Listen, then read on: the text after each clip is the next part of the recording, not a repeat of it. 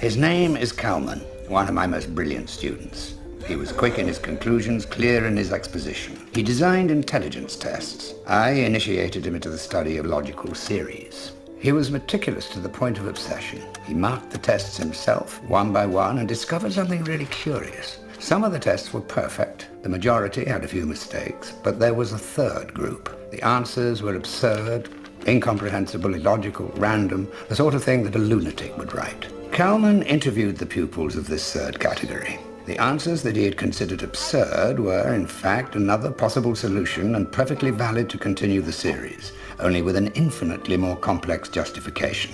The intelligence of these pupils went beyond the conventional solution and was much more far-reaching.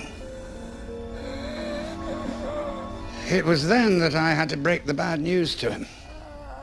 Wittgenstein paradox concerning finite rules.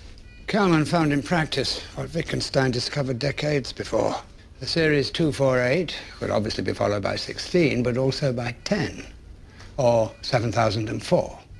It's always possible to find a rule, a justification, which allows a series to be continued by any number. It all depends on how complicated the rule is. Suddenly he realized that he couldn't even trust the 2 times table.